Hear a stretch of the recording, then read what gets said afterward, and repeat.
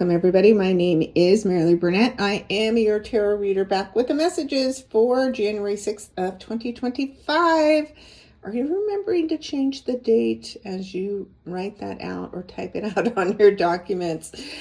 We are, of course, in for a lot of changes and surprises in the week and year ahead. And this is the week where things really start unfolding and showing us the storyline for 2025. It's a big week. Of course, you know that if you follow me and if you watch my 2025 video. If not, be sure and click on that subscribe button below. And then that way you have access to all of the content that I put out there with a notification when I post it. But if you want to know more about 2025 in general, definitely go out there and check out the free class that I offered, and you're just going to get to watch the recording of it. But it gives you a breakdown to all the magical changes in 2025 with all of the planets, the outer planets, that is changing signs, which has never happened in any of our lifetimes and never will again. So it's an important transition year that we all want to be prepared for. And so this is our first full week of the new year. And as we get to the 11th, we are going to see the nodes, the North Node, our fated path, where we're supposed to be headed, and the South Node, where we've already been, all the skills that we've already learned, the past, our karma, what we're moving away from, change signs, and move into the watery, emotional Pisces, and that solid, grounded Virgo energy. So we're going to see how that may affect you this week as we get into the cards. If you're new, you want to make sure that you watch for your sun, your moon, and most especially your rising sign. That one shows up in a physical way, in your physical world, with changes that you will notice. And the sun is your ego self, something that you may notice that happens to you individually, and then the moon, your emotional self, something that would impact you emotionally in the week ahead. All those together help you understand how best to navigate. But of course, if you want to know for sure, and you want to do this based on you and your chart and your personal energy versus a general reading, please come see me at marileeburnett.com. All right, with that, I'm going to get us started with Aries. I was called to pull in the fairies for their magical guidance this week, which is, of course, a Radley Valentine deck. And so let me get us started with the sign of Aries. Wow. Can't ask for much better than that, Aries. You have the Sun card, and that speaks to your success in the week ahead. So this is a great time to celebrate your success, to share your success with others. I love the color red that this fairy is wearing. They're, of course, playing a trumpet, announcing themselves. So you want to go bold, which is no surprise, Aries, and the color red is something that you should always be wearing because it's a part of your planetary ruler, which is Mars. So there's definitely something that is about the past that you are feeling good about, and probably most especially because the North Node is finally leaving your sign after a year and a half. So congratulations, you've done the work, you have succeeded, and you may see some kind of an award or reward this week that invites a whole new beginning and blessings. Definitely keep me posted on that, Aries. All right, up next we have Taurus. All right, so we're kicking off with two major arcana cards. And Taurus, the Eagle card, is also known as the Devil card.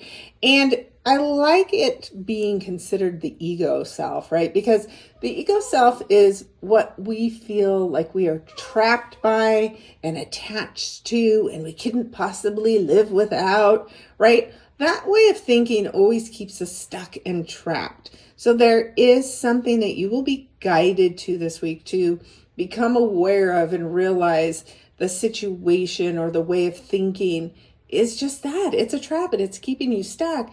And this is the week where you need to break free and have a breakthrough where that is considered a huge change, right? So this is the energy of the 6. It invites love and joy and happiness. So when you let this go, even though you're afraid of letting it go, you will see that it's replaced by something which is love and loving versus fear, which is what the ego likes to stir up for us. All right? Keep me posted, Taurus. And next we have Gemini. All right, Geminis. This 9 of Winter card for you, that is a week ahead where if you are not careful, you are going to just be stuck in a place of fear, right? This picture, it's dark and it is a little scary and foreboding. And there's something associated with your heart, I think, because of the green curtains and the green color that's associated with the heart chakra. So whatever you're fearing, again, this means that you're attached to something and you think you can't live without it. And that is not healthy. And it's something that you need to change. So the good news is winter is swords, right? So this is our thoughts. So we have complete control over the way we think. Whatever those dark thoughts are, you need to vanquish them this week. And that energy of the number 9, which this is a 9-year 2025, will help you end that way of thinking. And then you will be free and you can let the light in. And next we have Cancer. All right, Cancers, you have the Ace of Winter. And the Ace of Winter is a brilliant, bright, new idea that will clear a path for you, a new path forward, right? Winter, swords, our thoughts. And it's very much an offer of some kind. Now, it could be an offer that involves the work you do, because obviously we focus on communication and writing when we are thinking about work. Now, if you don't work, it's communication of some kind that is headed off into some kind of a new direction. So whatever this is this week, make sure you journal, because you could have aha moments that bring illumination to a thought or an idea, maybe that even you've had in the past, and now you're ready to do something with it and move forward and start over. All right, let's hear from you, Cancers, what that turns out to be. Next up, we have Leo. And Leos, you have the 10 of Spring, also known as the 10 of Wands. And there is some kind of a heavy burden that you're carrying this week, and you're trying to do it all alone because, of course, you're strong. You're the lion. You can do it all. But it's time to put your pride aside and ask for the help that you need so that you can finish this instead of continuing to carry this on forever and ever and ever. It's time to take a look at it. Is it something that somebody can help you with and you're not letting them? Or is this just a burden that you seem so attached to and unwilling to put it down because carrying that burden in some way serves you? So there's something you need to end in this week ahead. And once you do, you will be free to start over. And with the spring energy, the wand energy, the fire, which you are also a fire sign, that means you can get moving really quickly in a new direction. So let whatever this is go, put it down, and start over. Next we have Virgo. All right, Virgos, you have the Lover's card. Could you be meeting an important someone this week? Or do you have an important choice and decision to make this week? Just depends on what you're looking for in the new year. But of course, the Lover's card speaks to fated romances where we are brought together with a soulmate. And of course, then we have a very beautiful, loving journey that can unfold for us. So I'm a Virgo rising. I'm very curious what this week ahead will have in store for me. So you too, Virgos out there, rising, moon, sun, let me know. And the 6 energy is, of course, perfectly aligned because that is energy that is loving and joyous and happy. But you have to open up your heart in order to receive this, in order to be available to meet the one. All right, Virgos, keep me posted. Next, we have Libra. Wow, you can sure tell the energy this week is big because I keep pulling major arcana cards. And so here is yet another one for you Libras. And Libra, with the Empress card, this says that this week ahead, you're giving birth to something new, something big. Now, some of you might actually be thinking about giving birth, but others may be thinking about birthing a new project, something that's aligned with your creative gift and skills.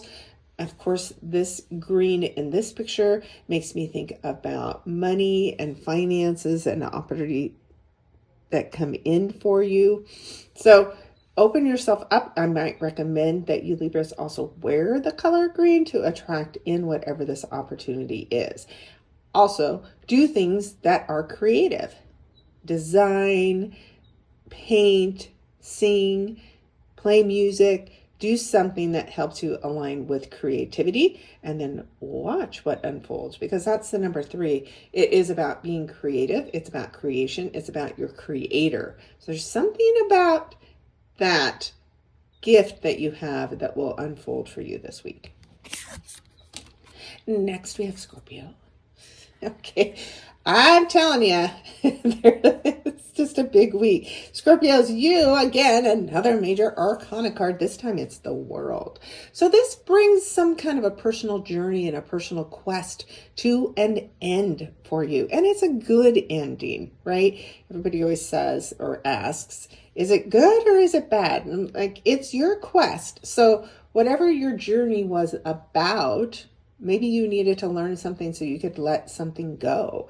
Maybe you are here to learn something new and you've been exploring what that new thing is for a period of time. But whatever it is, whatever your personal story, to this week, the energy says you're done with some level of learning. And it feels good, right? Again, we're back to the number 3, which is about creation and creativity. So maybe you've been exploring some kind of a new project where your creativity has been called upon and now you're ready to put it into action. All right, Scorpios, let me know. Next, we have Sagittarius. All right, Sagittarius, you are working with the energy of the King of Winter. So there's something about knowledge, either your knowledge and your expertise in a certain area that is being called upon. Maybe you're being called upon to teach, and maybe you're working with a new mentor this week. And that, of course, mentor has the knowledge that you seek, and they will be a guide for you. Now, the King of Winter is very logical. This is a person who isn't putting a lot of emotional energy into any interaction. So they're very straightforward and they will tell you the truth. So make sure you're only seeking the truth and wanting answers that you really need to hear, whether you like it or not. You just have to trust the process. But the court cards carry the energy of the one, so this does invite a new beginning. Maybe there's a new learning journey that you will go on this year, and you'll see that opportunity unfold for you this week, Saggies. All right, next we have Capricorn. All right, Capricorns, you have the 3 of Winter, also known as the 3 of Swords. So if you've been in a period that's been rough, that's been painful, then that will come to an end this week, and you'll be happy that it does, of course, because it's time to heal. Others may experience something difficult this week, but know and trust, even if there is something that goes on this week, even if it's painful, you will heal from this. This is not something that you have to stay stuck in. Sometimes when we feel the pain, we realize we're alive, right? And we care. And whatever it was that we had to let go of, it mattered. So maybe it was something that you've needed to let go of for a long time. And now a new opportunity can present itself. With the energy of the 3, it's really important that you do things that are creative to help you heal, right? So do you like to work with your hands? Do you like to paint? Do you like to play music? Do something artistic that helps you connect to creation, the creator, and don't go through this alone, because of course the energy of 3 also means you're not doing it alone. Others are there to help and guide you. Just let yourself be open to it. All right, last but never least, we're not even last but never least yet. We're just on to Aquarius and another major arcana card.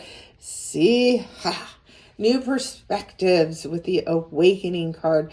That's what you're going to be doing this week, Aquarius. And so that means you're contemplating something, and you shouldn't rush like I was trying to rush and be at the end of the reading when we're not even there yet. So that means there is something that you maybe are trying to rush that you should just appreciate and slow down and take time to consider what's actually going on beneath the surface, what the true lesson is about. And man, this is yet another number 3 card this week. So that tells me that we really have an opportunity to connect with our guides and spirit. And in that quiet time, we will hear the guidance and feel their presence. That is going to help us navigate this ever-changing energy this year and, of course, this week. So whatever you've been doing, Aquarius, I challenge you to stop doing the same thing. Square peg, round hole. No matter how many times you keep trying to do that thing, Aquarius, it will not work. Try something new and let me know what you find out. Okay, really, last but not least this time, we have wonderful Pisces. And Pisces, you have, again, wow, how many winter cards have we had? I think all the court cards. We only missed out on, I think, the Queen of Swords. But now we have the Prince, or the Knight of Winter. And this is somebody who charges in and presents you with an unexpected opportunity this week. So this could be maybe a job offer out of the blue, Pisces, and maybe you weren't even looking for it.